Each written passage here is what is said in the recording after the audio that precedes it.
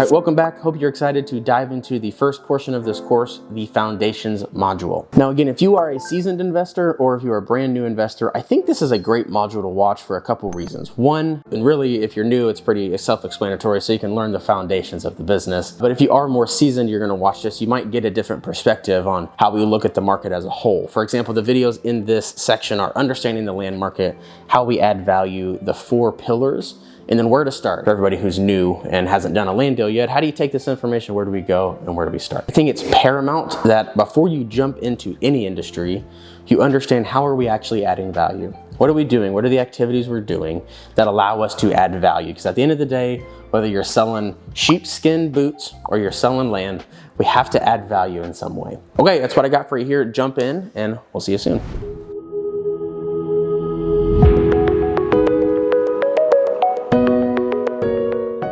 Okay, so diving right in here in our Foundations module, I want to set a precedence and really get an idea for what does the land market look like, all right? And for fair warning, there are more items within the land investing market than what I'm going to share today. But for me, my business, my strategy, these are the 3 areas that we primarily focus on. So we have a really handy resource. You can download it right next to this page here, and we'll flash it in and out as I go through, but we're going to share the 3 different types of deals, for lack of better words, that we do.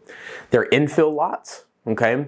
There's urban, rural, so stuff that's kind of closer to the city, but still urban, still rural, urban and rural, little combination, and then rural recreational. Some of those words are hard for me to say, but rural recreational is farther away. So that's kind of how you can think of it. And as we jump in, I am going to talk through the 3 different kinds of properties. Okay, so the first type of deal or type of property that we target that I'm going to talk about is called an infill lot, okay?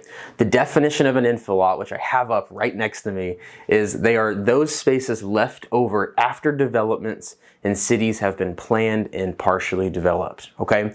So they're infill. They're in the middle of existing homes, businesses, office buildings, etc. An infill lot is generally something that's going to be inside of a popular or populous city. Some of the characteristics of these properties, they have really high demand, okay? So if you get your hands on one at the right price, there's rarely ever a problem with selling it, all right? Because there's builders, investors, and just general retail buyers who want to own land and build inside the city. It's generally going to be the highest demand. It's going to be the quickest to sell. So it sounds like they're perfect, right? Well, there's obviously drawbacks to infill lots. Generally speaking, to find an infill lot, because they're more in demand, there's going to be more marketing. So more money spent to go after the deal or more time. We'll talk about that a little farther along in the course. But generally, it's going to take more marketing, more offers made in order to get one of those deals back. Oftentimes with infill lots, your target buyers, your buyers list, if you will, and we'll talk about this later, but it's as it sounds, a list of people who buy land from you. For infill lots, it's often developers and home builders. Those are often the first people to snag up good infill opportunities. And then past that, you're gonna move on to just the average Joe buyer like you and me that says, hey, I wanna own some land and I wanna build my house on it. Typically, infill lots are smaller. You're gonna see them range from like 1/10 of an acre up to maybe 1/2 or a full acre. That's probably the biggest I would say you would find in an infill lot. If you do find land, good opportunity land in big cities that's larger than an acre, oftentimes there's different plays with that. So we're not going to cover that in this video. I encourage you to, if you have a deal like that, bring that into our mastermind or bring that into our Facebook groups and we'd be happy to chat more about it.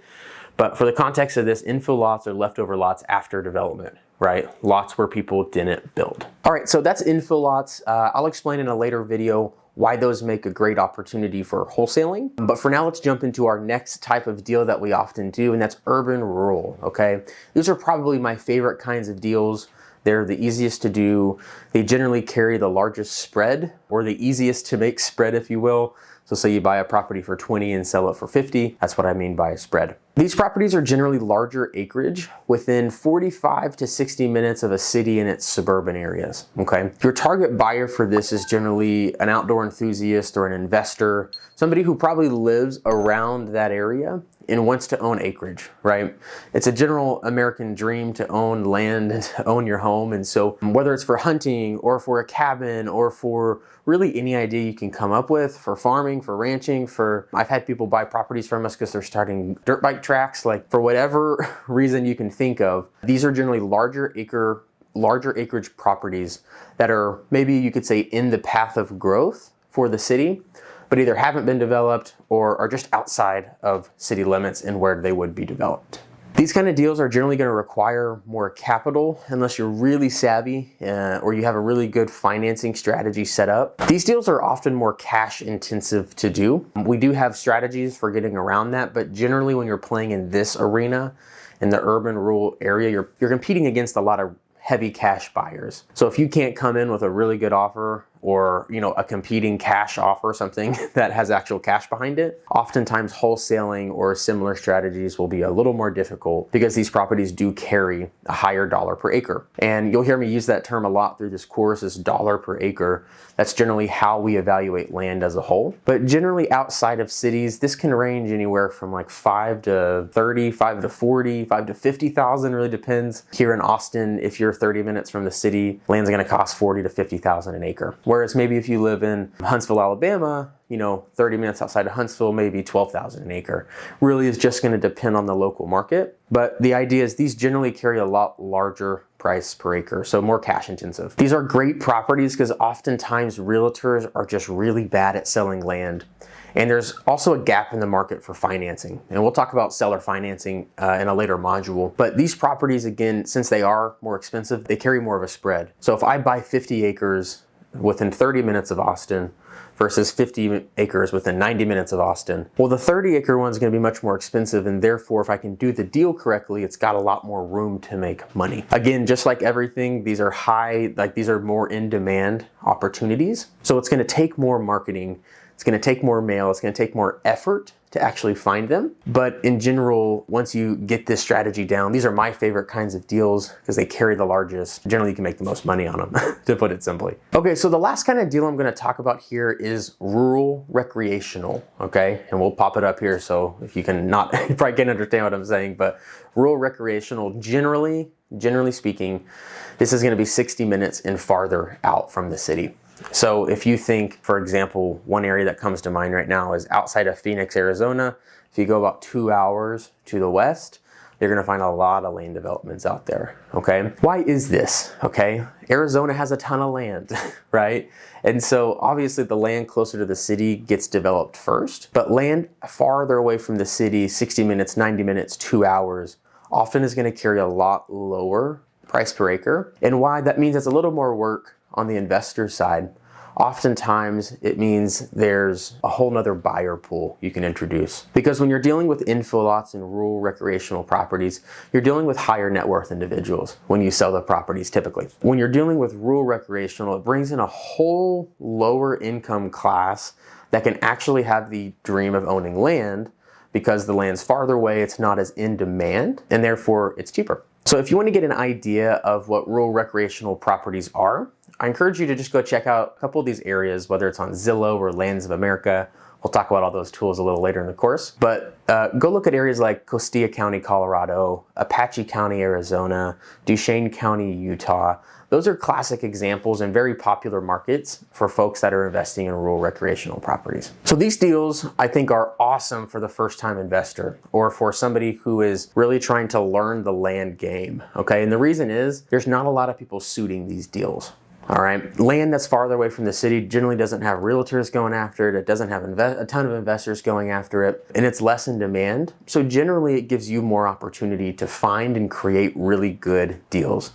And we're gonna talk about in the next video how we actually make money in this business. So stay tuned for that one. But rural recreational properties, they're generally larger in acreage.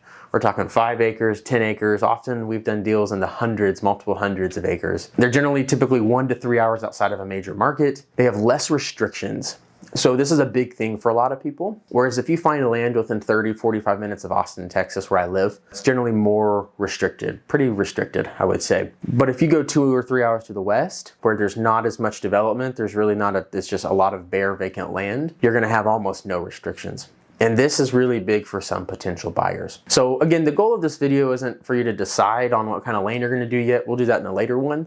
I just want to expose you to the concept, so as we talk through in this video or in this course, that you can understand, how can I apply this strategy to infill lots, or will this work with rural recreational, right? I want to expose your mind and get you in the position to understand the land market. One final note on rural recreational properties. I say 1 to 3 hours from the city, but this can also be land that's surrounding or very close to national parks. There's a lot of demand for just the general average Joe buyer who wants to own land near a national forest, national park, etc. So if it doesn't fall within the 1 to 3 hours of a major city, but it's pretty close, say 30 minutes to a national park, or even better, bordering a national park, that also falls in the same class of rural recreational. All right, that's it for this video, Understanding the Land Market. Hope you downloaded the resource. If you have any questions, we would love to answer those, whether it's in our Facebook group or if you're in our mastermind where you have access to me and my team through our Slack channels. Either way, we'd love to hear from you. Let us know if you have any questions, and we'll see you on the next video, how we make money in the land market.